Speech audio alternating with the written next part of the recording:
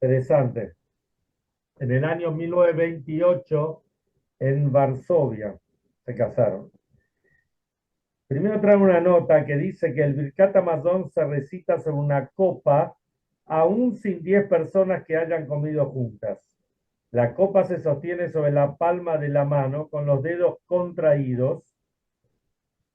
Se sostiene desde Raboy Samibenbench, ¿no? Rabotai Nevarej, hasta el final de la tercera bendición, o sea, hasta ¿Cómo? después de Bonever, Hamab, Yerushalayim, Amén, cuando se la deposita sobre la mesa. Y después cuando se termina el Bicat Amazon, hay que hacer la braja de Boré Priagafen. El Rebe, después de cada festividad, ustedes saben, ya de paso aprovechamos para repasar una alajá muy importante. Por ejemplo, Shabbat, que hacemos Seudah Shlishit, la comida de la tarde, si nos hacemos Netilat Yadayim, o sea, comemos pan, entonces podemos extender la Seudah todo lo que queremos. Hay que lavarse antes de la puesta del sol y podemos terminar 1 hora, 2 horas, 3 horas después de Shabbat. No hay ningún problema y cuando hacemos Birkat Hamazon, pronunciamos las partes de Shabbat, aunque ya estamos 2, 3, 4 horas dentro de Motzai Shabbat. Y lo mismo pasa con las festividades. En las festividades, por ejemplo, si cuando está por terminar una festividad, digamos que hoy es lunes, digamos que la festividad terminaría ahora, digamos, ¿no? La Shkia, la puesta del sol es dentro de 40 minutos, más o menos, 45 minutos. Entonces nosotros ahora no podemos lavar las manos en el Tirate Adán y estirar la festividad hasta la hora que sea. Y ahí hacemos Birkat Hamazon y decimos lo relacionado con la festividad. Y esto es lo que solía hacer el Rebe. Y después vieron los videos que hay que el Rebe está repartiendo del vino, del Koshel Brajá, del vaso de bendición. Era justamente los días de las festividades, que es lo que leímos recién en el Ayom Yom. Seguimos. Nos cuenta el Rebe anterior sobre una sijá, una charla que dio su padre, el Rebe Rashab. Y la síntesis es esta. Existen los niveles de Tzadik, Yashar, Tamim y Hasid. Tzadik, Tzadik es una persona piadosa, justa. Se lo denomina así en virtud de su cumplimiento de los preceptos positivos, con los que atrae revelaciones inherentes al orden de la creación. El Yashar, que sería el recto, se denomina así, ¿qué tal, Roberto? Se denomina así en virtud de su cumplimiento de los preceptos negativos, con los que se atrae revelaciones que están por más allá del orden de la creación. El Tamim es un hombre sincero, atrae revelaciones de un nivel de divinidad en el que el sabor del árbol y el de su fruto son idénticos. ¿Qué quiere decir? La comunión de ambos modos de influencia divina, la luz abarcadora, Sobeb, y la luz penetradora, Memale. Por encima de todos está el Hasid, y en ello hay 3 niveles. Las cuestiones mundanas no lo perturban ni distraen. Cada cual puede y debe llegar a este nivel. O sea, todo Yehudí puede llegar a ser un Hasid que el mundo no lo perturba. O sea, el mundo no le va a impedir de cumplir Torah y Mitzvot. Y este nivel es para todos. Después hay un nivel superior que dice, todos sus asuntos son divinidad. Si bien este nivel no está lejos de ti, no es para cada uno. Que realmente todo lo que hace sea divinidad. Y después hay un tercer nivel que está descrito en el Zohar, en el Tikkuner Zohar, que dice quién es un Hasid, aquel que se conduce benevolentemente con su creador, con su nido, lo que significa que procura unir al santo bendito sea con su Shekhinah, con la presencia divina, dentro de aquellos que moran en los mundos inferiores, no solo para saciar la sed de su propia alma, como se explica en el Tanya Sefer Shel Beinoni. Bueno, hay mucho trabajo para hacer, si realmente lo queremos. Se cuenta que había una familia que estaba yendo por la ruta en Israel y se quedó sin nafta. Puede pasar. Una familia que no era observante, por lo menos hasta ese momento, se quedó sin nafta. Pasa un coche, pasa un otro, pasa, ninguno paraba, ninguno nada. Hasta que de repente para un tipo observante. Por ahí era un Hasid, no sé. Entonces este tipo le dice, ¿qué les pasa? Y nos quedamos sin nafta. No, no tengas problema, yo te voy a buscar. No, pero yo te voy a buscar. El tipo pasa un rato, vuelve con un bidón, con nafta, y, ¿qué tal, Eduardo? Ponen la nafta, le ponen la nafta al coche, el coche arranca, perfecto, Baruch Hashem. Entonces le dice el hombre, bueno, ¿cuánto gastaste por la nafta? Te la quiero pagar. Le dice, no, esa es la mitzvah, no me quites la mitzvah. Bueno, pero se intercambian los teléfonos y si bien unos eran datim, otros no, uno era religioso, otro no, pero entablan una relación. Entonces, una de las veces que hablan por teléfono, uno le dice, ¿por qué no viene? Dicen, ¿no es aburrido el Shabbat para ustedes? Esta familia, la que se había quedado sin nafta, vivía en el Kibbutz Be'eri. Entonces le dice, escúchame, no, es aburrido Shabbat, ¿por qué no vienen a pasar un Shabbat acá con nosotros y la van a pasar recontra bien? El otro le dice, mirá, para nosotros complicado ir ahí. ¿Por qué no vienen ustedes a pasar con nosotros un Shabbat, una festividad? Bueno, vamos a quedar para adelante. El hombre habló justo era antes, cerca de Rosh Hashanah. El hombre le consulta, el hombre vivía en una familia de Bnei Brak. El hombre lo consulta con su rab y le dice, mira, Rosh Hashanah son 2 días. Acá también son 2 días, pero en Israel son 2 días y es todo un tema. Entonces le dice, mejor invitarlo para Sukkot, el primer día o el último día, que es un solo día más fácil. Bueno, al final combinan que van a ir Simchat Torah. Y van a probar toda la comida y lo rico y lo lindo. Bueno, el resto es historia, ¿no? En la noche de Simchat Torah bailaron y la pasaron bárbaro las dos familias juntas, a pesar que tenían otros invitados, pero pasaron bárbaro. Y al día siguiente se enteraron de todo lo que pasó. Esto es una historia que salió estos días. Es algo increíble, ¿no? Como una mitzvah, por más chiquita que haga, una mitzvah te salva, te salva. Dice, incluso el padre de uno de ellos que vivía en Sderot también, están conmovidos y se están acercando a Torah y mitzvot. Lo que puede hacer una mitzvah, ¿eh? Una mitzvah nos salva. Estamos ahora en estos días previos al 19 y 20 de Kislev. El Shabbat que viene y domingo son los días del Año Nuevo Hasídico, en los cuales el Alter Rebbe salió de la cárcel, entre paréntesis, pero no entre paréntesis, el sábado de la noche va a haber un Fabrengen muy importante en el Palais Rouge, donde están todos invitados, hombres y mujeres.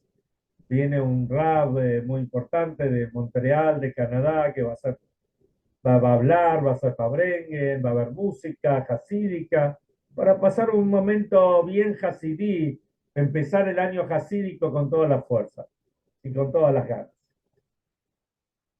Y lo que nosotros vemos ahora es, especialmente en los últimos años, cómo la difusión de Torata Hasidut, de las enseñanzas del hasidismo, cada vez se expanden más y más y más a lo largo y ancho del mundo.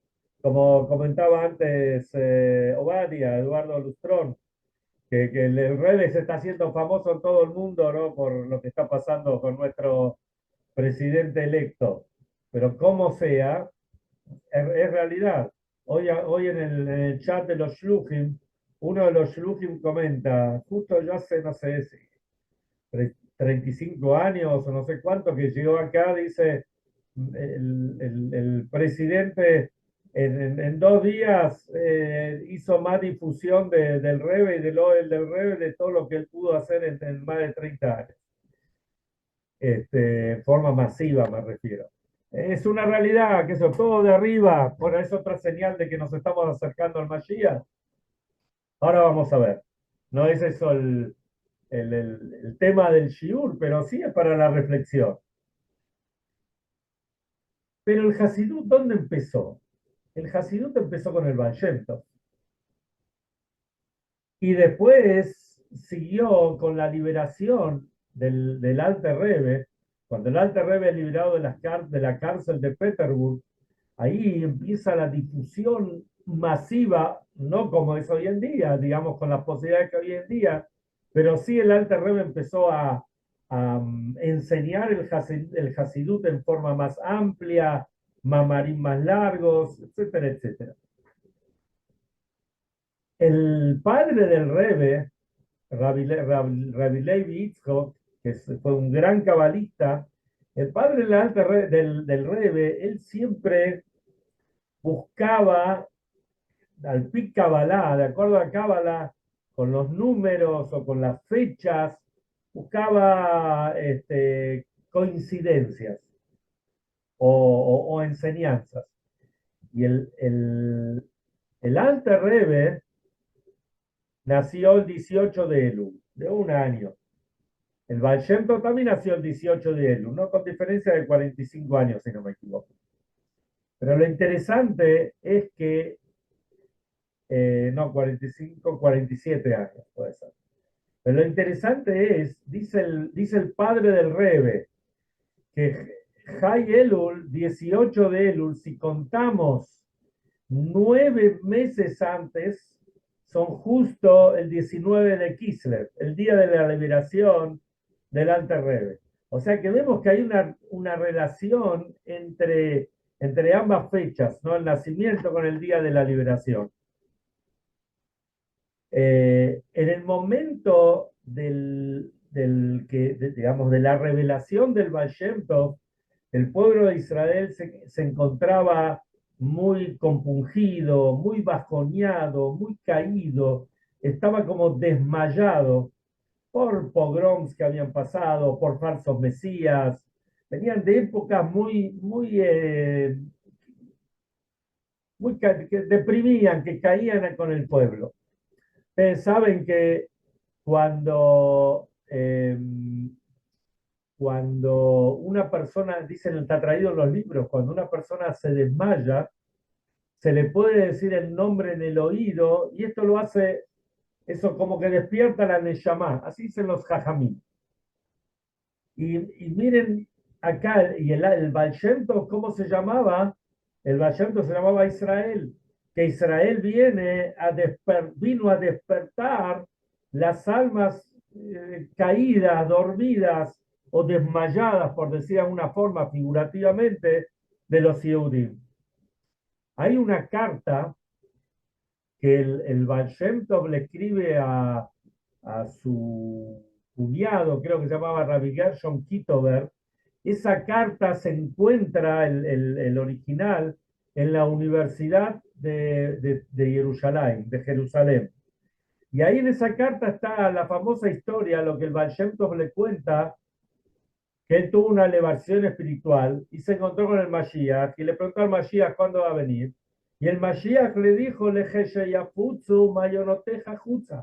cuando tus manantiales se difundan afuera. Ahora, muy interesante, la frase es mayonoteja o mayanoteja, tus manantiales. Y cuando decimos tus manantiales, son los manantiales que hay dentro de cada uno y uno de nosotros. Cada Yehudí, sea quien sea, esté donde esté, tiene la fuerza, tiene el poder, potencialmente ni que hablar, de difundir los manantiales del Baal Shem Tov y llegar a cada Yehudí, no importa dónde esté. ¿Y cómo se puede entender esto? Y esto lo podemos relacionar con la parsha de la semana. La parsha de la semana dice, nos cuenta un hecho que aparentemente está medio desligado de dónde está colocado este hecho y que tampoco se entiende mucho. La parsha de la semana nos cuenta que Vaishlach Jacob Malachim Eleisab Achid, y Jacob manda un malachim, manda emisarios, María manda ángeles para que vean cómo está el hermano. Él ya había terminado de refinar todas las chispas, había terminado de hacer el trabajo en Harán, eso fue la semana pasada, y ahora le quedaba refinar a su hermano Isaac. Entonces, pero quería saber cómo está. Entonces vienen los ángeles y le dicen, sigue siendo el mismo Isaac que antes. Bueno, ahí cuenta la Torá que él se prepara un regalo importante, hace tefilá y también se prepara para la guerra, divide a todo el campamento en dos, por si atacan a uno, que se pueda defender el otro. Bueno, como cuenta la Parsha. Después dice que ellos tenían que pasar un pequeño riacho. Y aquí Rashi trae que Jacob tenía una pierna de un lado, otra pierna del otro, iba pasando a las criaturas, a las mujeres, para que todos pasen por ahí, porque iban en el camino. Y en eso Jacob se acuerda que se olvidó así dice Rashi trae, unos pajim tanim, unas pequeñas cacerolas, por decir de alguna forma. Y Jacob lo va a buscar. Y ahí aparece el ángel de Isaac. El ángel de Isaac lo abraza y no lo deja ir. Al fin, o sea, empiezan a pelear, pero al final el que vence es Jacob. El ángel de Isaac le hace como una paralítica, le saca el hueso, el músculo, el ciático le saca del lugar, él queda rengueando, después se cura, pero al final Jacob vence, no lo deja ir, le dice, el otro le dice, déjame, me tengo que ir a hacer las loas a Hashem. Entonces el Jacob le dice, no te dejo ir, salvo que me bendigas. Y ahí le da la bendición y le dice que, no se, que se va a llamar a partir de ahora, se va a llamar Israel, porque luchó contra el ángel y lo venció. Y después Hashem se lo reafirma este hecho. Pero vayamos a la pregunta. Siempre tengo una pregunta para poder desmenuzar el tema. ¿Cuál es la pregunta? Jacob estaba con toda la familia. Tenía, tenía 11 hijos y una hija. Y 4 esposas. Y era rico, o sea, tenía un montón de animales, tenía siervos. Pero los hijos, pónganse a pensar, el más grande podía tener 6 o 7 años, no más. Porque Jacob empezó a tener, perdón, 7, 8 o 9, el más grande. ¿Por qué? Porque Jacob empezó a tener hijos cuando empezó la segunda tanda de 7 años. 7 años trabajó por Rachel y después se casó, pero digamos que el suegro se la cambió a la esposa, le puso a Lea, pero 7 días se casó con Rachel y ahí empezó a tener hijos. Y a los 20 años él ya se fue, y 2 años le tardó el camino. El mayor podía tener 7, 8 años como mucho. O sea que eran todos chiquitos. ¿Qué hace Jacob? Jacob los deja a todos. El papá, el fuerte, el que sabe, aparte se venía Isaac con toda la tropa. Jacob los deja a todos solos y se va a buscar unas cacerolitas. ¿Qué sentido tiene esto? En realidad tiene un sentido muy grande. Hay varias explicaciones. Pero esto tiene que ver también con la época del año que estamos viviendo. La época de Hanukkah, que viene la semana que viene. Prepárense que ya el jueves que viene se enciende la primera luminaria de Hanukkah. ¿Y qué pasó ahí en Hanukkah? Ahí en Hanukkah vinieron los griegos, y los griegos impurificaron el templo, y al final después los macabeos, cuando lo recuperaron, encontraron un paja shemen, encontraron una vasija de aceite, y esa duró 8 días, y por eso celebramos el milagro de Hanukkah. Y acá hay varias preguntas. Primero, ¿por qué los griegos no destruyeron el templo? Segundo, ¿por qué nosotros celebramos el milagro de Hanukkah del aceite y no el milagro de la victoria de los soldados, de la victoria militar? Que también es, y en la tefilá dice claramente que los pocos vencieron a los muchos. Pero ¿por qué hacemos esto? Para hacerlo en síntesis, solamente la semana que viene vamos a hablar más en detalle sobre esto. Pero la síntesis es que los griegos querían destruir el espíritu de los Yehudí. Por eso ellos no destruyeron el templo, que era una obra maravillosa, magnífica. Ellos impurificaron al aceite y todo lo que había en el templo. Impurificar las cosas que hay en el templo representan a la asimilación. Ellos querían de que el Am Israel, que el pueblo de Israel se asimile, que digan, como pasa muchas veces, uno dice, bueno, uno va, se junta con los amigos que no son yudí y tienen otro tipo de costumbres, y uno se sienta a comer y se sienta y salen acá y salen para allá y todo esto lleva o puede llevar a la asimilación. Porque después los hijos se hacen amigos con los otros hijos y lamentablemente pasa esto. ¿Cuál es la fuente de la asimilación? ¿De dónde viene? Viene de esas cacerolitas que Abraham, porque hay algunos comentaristas que la cacerola la llaman paj también, como un cad, como una vasija. De esa vasija de Hanukkah, del aceite impuro, la fuente, el shoresh es de las vasijas de Jacob, que Jacob fue a buscar. ¿Y por qué se encontró justo ahí con el ángel de Isaac? Porque el ángel de Isaac quería, él decía, el, asimílense, esto es algo mío. Isaac decía, no es necesario ser como vos querés, seguir la Torá, seguir el espíritu, hay que mezclarse con el mundo. No, no, no pasa nada que uno se impurifique, vengan con nosotros. Más todavía, en Hanukkah, si todos los aceites están impuros, se podía encender la menorá con aceite impuro.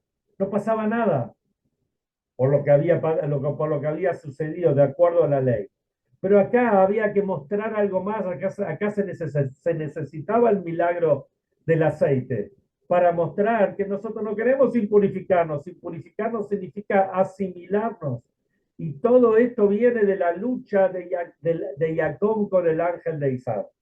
Y por eso nos llamamos Israel. Isarita y Mashem Batujal. Luchaste contra el ángel de Hashem y lo venciste. Y esto es todo, y esto es lo que tenemos, lo que representa el 19 de Kislev y el 18 de Elul, y la revelación y la difusión de las enseñanzas del hasidismo.